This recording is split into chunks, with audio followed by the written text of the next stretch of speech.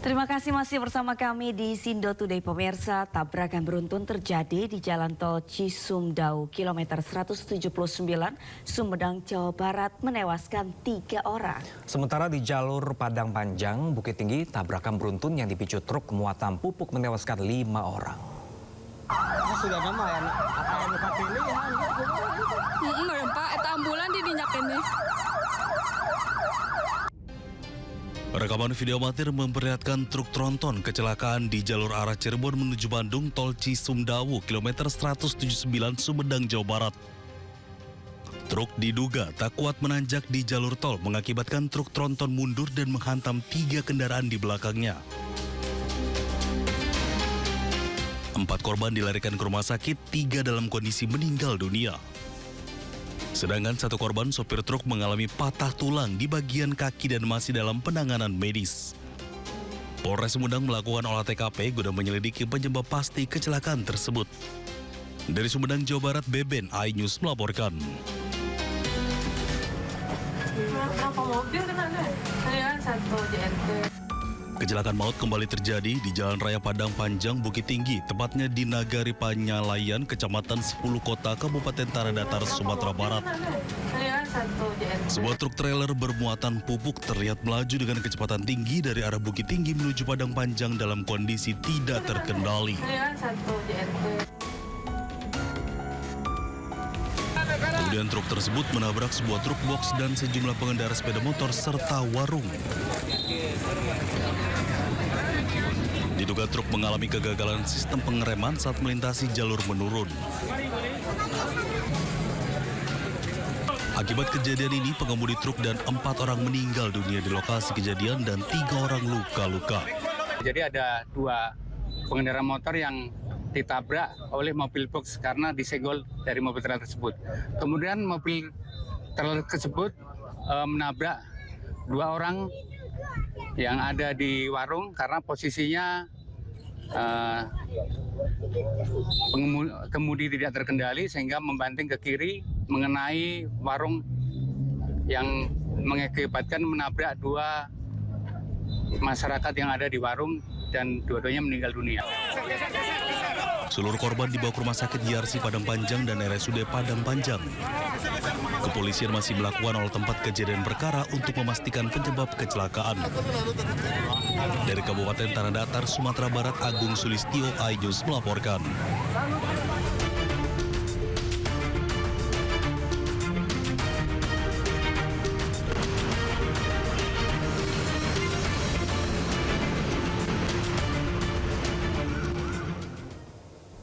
Ya pemirsa, selanjutnya kami akan mengajak Anda mengetahui pantauan lalu lintas hari ini di sejumlah wilayah melalui pantauan CCTV Korlantas Polri. Kita akan bergabung dengan Brigadir Sarah di studio NTMC Polri. Selamat pagi Brigadir Sarah, bagaimana pantauan arus lalu lintas di sejumlah titik di wilayah Indonesia melalui pantauan CCTV? Baik, terima kasih Sabrina dan juga Pram, serta selamat pagi pemirsa, di mana pantauan arus lalu lintas pada pagi hari ini. Yang pertama dari Jembatan Layang Mampang, Jakarta Selatan. Situasi arus lalu lintas pada pagi hari ini pada jalur flyover dari arah Tendean yang akan mengarah ke Pancoran dalam keadaan kondusif, ramai lancar. Begitupun dari arah jalur arteri dari arah Pancoran yang akan mengarah ke Kuningan, terdapat peningkatan volume kendaraan untuk kendaraan dari arah Pancoran yang akan berbelok mengarah ke Tendean. Dan pada jalur tol dari arah Pancoran yang akan mengarah ke Kuningan masih dalam keadaan kondusif, ramai lancar. Kami menghimbau bagi Anda yang akan berkendara untuk tetap waspada terhadap perubahan cuaca, jangan berhenti ataupun berteduh di bawah pohon, pilih tempat-tempat yang aman saat hujan turun. Dan yang kedua, kita bergeser ke kawasan Simpang Cempaka Putih, Coca-Cola, Jakarta Timur. Situasi arus lalu lintas dari Cempaka Putih akan mengarah ke Pulau Gadung ataupun Tanjung Priuk dan Cawang pada pagi hari ini juga dalam keadaan kondusif ramai.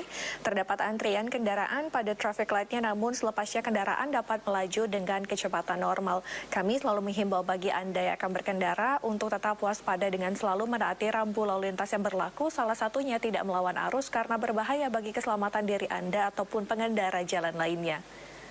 Dan yang ketiga, kita bergeser ke kawasan Simpang Gadok, Bogor, Jawa Barat. Situasi arus lalu lintas pada pagi hari ini dari arah puncak yang akan mengarah ke Jakarta masih dalam keadaan relatif normal. Tentunya jaga batas aman kecepatan kendaraan Anda ataupun jaga jarak aman kendaraan Anda dengan kendaraan lainnya. Dan pemirsa, yang terakhir kita bergeser ke kawasan Malioboro, Yogyakarta. Situasi arus lalu lintas pada pagi hari ini dari Jalan Abu Bakar Ali akan mengarah ke Keraton Jogja ataupun dari Jalan Abu Bakar Ali akan mengarah ke Pasar Kembang masih dalam keadaan kondusif, ramai lancar. Saat Anda melintasi kawasan ini untuk berhati-hati dikarenakan ramainya aktivitas masyarakat dan juga terdapat kendaraan tradisional yang berlalu lalang pada kawasan ini yang perlu Anda antisipasi. Dan dapat kami informasikan berdasarkan data IRSMS Korlantas Polri, angka kecelakaan lalu lintas di seluruh Indonesia 1 kali 24 jam terjadi sebanyak 230 kasus laka lantas dengan rincian 35 meninggal dunia, 40 luka berat dan 285 luka ringan. Dari 230 kasus laka lantas tersebut 71% didominasi oleh kendaraan roda 2. Untuk itu kami menghimbau bagi Anda yang akan berkendara, pastikan Anda berkendara dalam keadaan yang prima, jangan melakukan aktivitas-aktivitas yang dapat mengganggu konsentrasi Anda saat mengemudi dan patuhi rambu lalu lintas yang berlaku untuk keamanan dan keselamatan sesama pengguna jalan. Dan untuk informasi tentang kondisi arus lalu lintas, Anda dapat menghubungi call center kami di 1500669 ataupun melalui SMS Center di 9119. Stop pelanggaran, stop kecelakaan, keselamatan untuk kemanusiaan. Salam presisi, kembali ke Sabrina dan Pram di studio. Baik, terima kasih Brigadir Sarah atas laporan Anda. Selamat bertugas kembali dan salam presisi.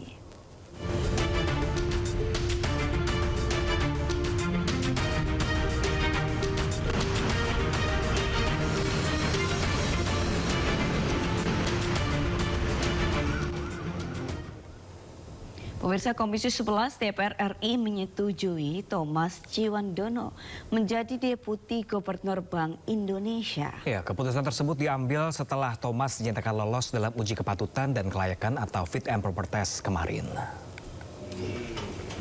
Saya Ayah Indonesia dapat. Ketua Komisi 11 DPR RI, Misbahun, mengungkapkan pertimbangan terpilihnya Thomas salah satunya karena dianggap sebagai figur yang diterima semua partai politik. Selain itu, Thomas juga dinilai sangat baik dalam menjelaskan tentang bagaimana menguatkan pertumbuhan ekonomi Indonesia. Sementara itu, Thomas menekankan sinergi otoritas fiskal dan moneter diperlukan guna mengelola likuiditas dan suku bunga sehingga dapat menopang pertumbuhan ekonomi. Usai menyetujui Thomas sebagai Gubernur Bank Indonesia, Komisi 11 DPR RI selanjutnya akan membawa nama Thomas untuk disahkan dalam sidang paripurna Selasa ini. Bahwa diputuskan yang menjadi Deputi Gubernur Bank Indonesia, pengganti Bapak Yuda Agung yang mengundurkan diri adalah Bapak Thomas A.M. Ciwandono. Dan hari ini kita sepakati dalam diputuskan bersama menjadi keputusan Komisi 11 di rapat internal dan nanti akan dibawa ke paripurna DPR RI untuk disahkan dalam rapat paripurna besok. Pertimbangannya apa, Pak?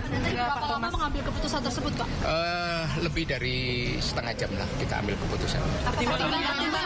Pertimbangannya bahwa Bapak Thomas adalah figur yang bisa diterima oleh semua partai politik. Dan figur Bapak Thomas tadi juga menjelaskan dengan sangat bagus soal bagaimana perlunya membangun sinergi antara kebijakan moneter dan kebijakan fiskal sehingga memberikan penguatan terhadap pertumbuhan ekonomi itu seperti apa. Singkatnya, saya menekankan bahwa sinergi fiskal dan moneter itu sangat penting untuk pertumbuhan ekonomi ke depan dan sangat bisa karena kondisi ekonomi kita sedang baik dan moneter dan fiskal memang sudah bekerja sama selama ini. Ya, pemirsa, Deputi Gubernur Bank Indonesia Ricky Perdana Ghazali mengungkapkan Bank Indonesia saat ini telah menyiapkan uang rupiah dalam stok jumlah yang memadai untuk mendukung aktivitas ekonomi yang akan terjadi pada periode Ramadan dan Idul Fitri. Ricky mengatakan untuk mendukung hal tersebut, BI juga menggelar program khusus penukaran untuk menyambut Hari Raya Idul Fitri. BI memperkirakan penukaran uang pada tahun ini akan meningkat dibandingkan tahun sebelumnya. BI juga akan memperluas jangkauan penukaran, terutama di daerah-daerah 3T. Hal itu dilakukan agar masyarakat dapat menjalankan ibadah dan merayakan Hari Raya dengan lancar. Bank Indonesia telah menyiapkan uang rupiah dalam stok jumlah yang memadai untuk memenuhi kegiatan ekonomi yang terjadi nanti di Ramadan dan Idul Fitri. Terus khusus untuk bulan Ramadan dan Idul Fitri, untuk memenuhi kebutuhan penukaran uang kecil biasanya dilakukan oleh masyarakat, Bank Indonesia melaksanakan suatu event kegiatan yang kami sebut dengan Serambi. Serambi ini adalah semarak rupiah Ramadan dan berkah Idul Fitri. Nah, penukaran ini juga kita lakukan menyangkut atau menyampai kepada daerah 3T, yaitu terluar, terdepan, dan terpencil. Pada tahun ini penukaran kita perkirakan akan mengalami peningkatan karena pertumbuhan ekonomi dan kondisi sosial yang baik. Pemerintah menargetkan setoran dari pungutan pajak konsumsi sebesar 995,2 triliun rupiah di tahun ini. Ya, target tersebut naik 8,4% dari target sebelumnya 917,79 triliun rupiah. Pemerintah menargetkan setoran dari pungutan pajak konsumsi sebesar 995,2 triliun rupiah di tahun ini. Setoran tersebut berasal dari kelompok pajak pertambahan nilai atau PPN dan pajak penjualan barang mewah atau PPNBM. Berdasarkan lampiran 1 Peraturan Presiden Nomor 118 Tahun 2025 tentang rincian APBN tahun anggaran 2026, meliputi PPN dalam negeri sebesar 615,1 triliun, PPN impor 352,2 triliun, PPN BM dalam negeri 8,4 triliun, PPN BM impor 6,8 triliun, serta pendapatan PPN BM lainnya sebesar 2,6 triliun rupiah. Secara umum, target penerimaan PPN dan PPN BM tersebut naik 8,4% dari yang ditargetkan pada Undang-Undang APBN 2025 yang mencapai 917,79 triliun rupiah. Target penerimaan PPN dan PPNBM pada tahun lalu tersebut turut berdasarkan asumsi kenaikan tarif PPN sebesar 12% yang seharusnya berlaku awal 2025. Namun sebelum pergantian tahun dari 2024 ke 2025, pemerintah memutuskan tarif 12% hanya berlaku untuk pajak konsumsi barang mewah saja atau yang masuk ke kategori PPNBM. Berdasarkan realisasinya tahun lalu, pemerintah hanya mampu mengumpulkan setoran PPN dan PPNBM sebesar 790,2 triliun rupiah atau 86% dari target yang ditetapkan. Selama tahun lalu juga pemerintah mengakui terdapat restitusi yang tinggi. Ya, pemirsa, Dirjen Pajak mencatat jumlah wajib pajak yang telah melakukan aktivasi akun Cortex terus bertambah mencapai 12,5 juta wajib pajak per 26 Januari 2026. Ya, dari jumlah tersebut aktivasi didominasi oleh wajib pajak orang pribadi sebanyak 11,5 juta wajib pajak. Direktorat Jenderal Pajak Kementerian Keuangan mencatat jumlah wajib pajak yang telah melakukan aktivasi akun Cortex terus bertambah mencapai 12.529.341 wajib pajak per 26 Januari 2026.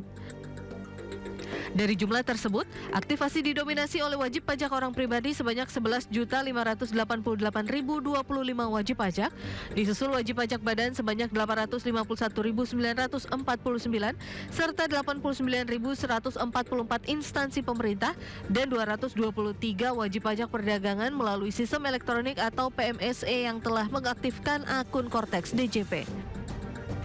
Direktorat Jenderal Pajak terus mendorong wajib pajak yang belum mengaktifkan akun Cortex-nya untuk segera melakukan aktivasi. Pasalnya, aktivasi akun Cortex DJP menjadi langkah penting dalam mendukung pelayanan perpajakan berbasis digital yang terintegrasi.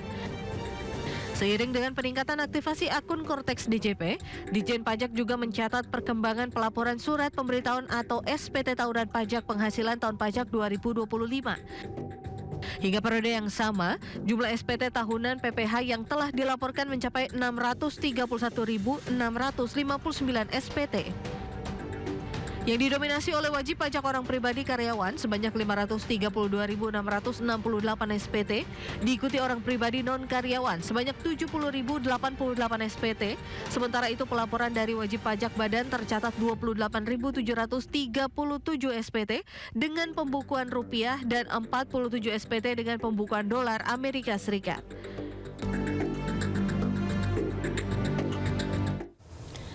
Dalam beberapa pekan, kericuhan di kompetisi sepak bola Indonesia disorot. Ya, serangkaian insiden di Liga 4 bikin PSSI gerah. PSSI pun terpaksa menggelar rapat darurat.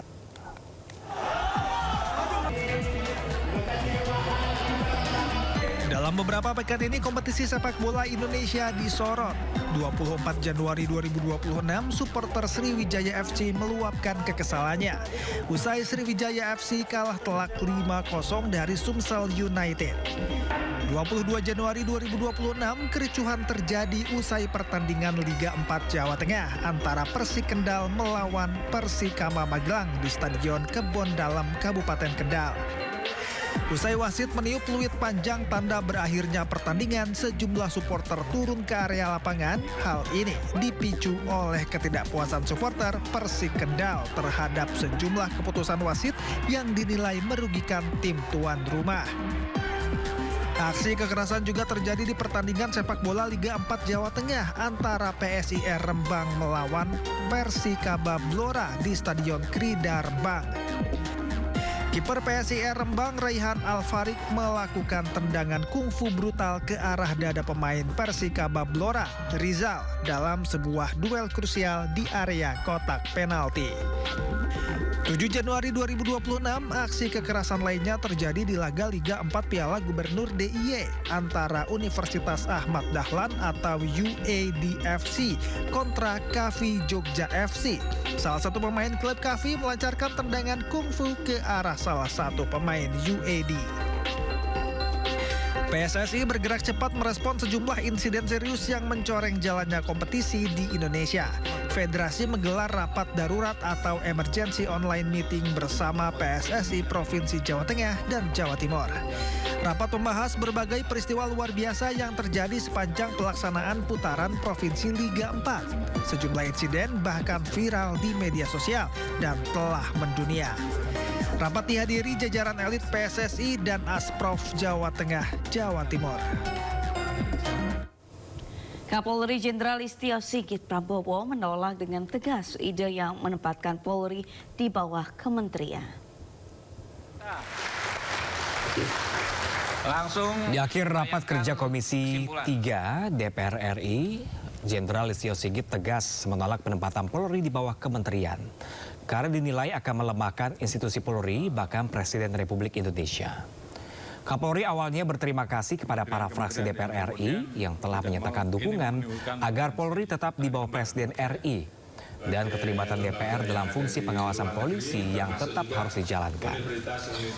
Jenderal Listio Sigit menyebut penempatan Polri di bawah kementerian khusus akan menimbulkan potensi matahari kembar hingga ia meminta jajarannya memperjuangkan posisi Polri tetap di bawah Presiden. Langsung semua ya. Berapa orang? Mohon maaf Bapak-bapak dan Ibu-ibu sekalian, kami tentunya institusi Polri menolak kalau sampai ada usulan Polri berada di bawah kementerian khusus.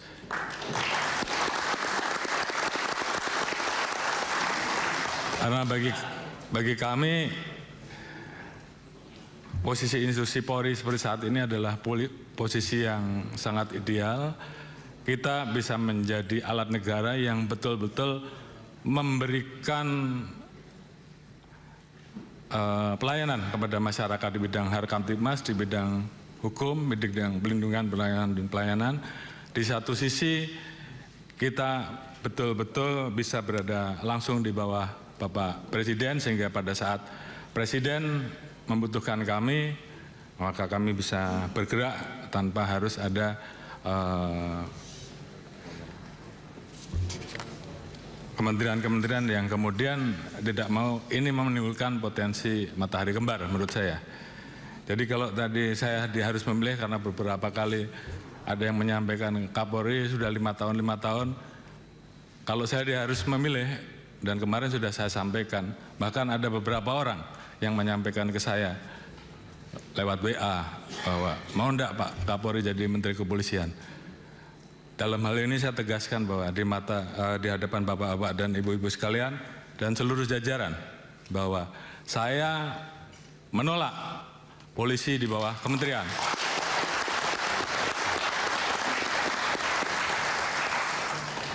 Dan kalaupun saya yang menjadi Menteri Kepolisian, saya lebih baik menjadi petani saja.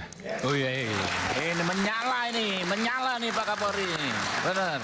Oleh karena itu, saya anggap meletakkan Polri di bawah kementerian sama saja melemahkan institusi Polri, melemahkan negara dan melemahkan presiden. Oleh karena itu, apabila ada pilihan, apakah polisi tetap berada di bawah presiden atau polisi tetap di bawah presiden namun ada Menteri Kepolisian, Kapolri tetap memimpin, saya memilih Kapolri saja yang dicopot. Saya kira itu sebagai bentuk sikap tegas. Dan saya minta seluruh jajaran laksanakan ini. Perjuangkan sampai titik darah penghabisan. Terima kasih. Sementara itu pemirsa, anggota Komisi 3 DPR menyatakan menolak Polri di bawah Kemendagri dan tetap mendukung Polri tetap di bawah Presiden. Saya dari PKS ingin menyampaikan, saya juga memikirkan pandangan Polri berada di bawah Presiden langsung, Pak. Saya ulangi lagi, kalimat ini bukan basa-basi, bukan cari muka, bukan ingin ada kepentingan lain. Memang sepantasnya lah Polri di bawah Presiden. Karena Polri memiliki tugas menjaga Kamtipnas, menegakkan hukum perlindungan, pengayoman, dan pelayanan masyarakat yang bersifat nasional, lintas wilayah dan lintas. Konvoi kendaraan wali kota Syarif Aguak di Maguindano del Sur, Filipina diserang kelompok bersenjata menggunakan pelontar granat atau RPG. Informasi selengkapnya usai jeda, tetaplah di Sindo Today.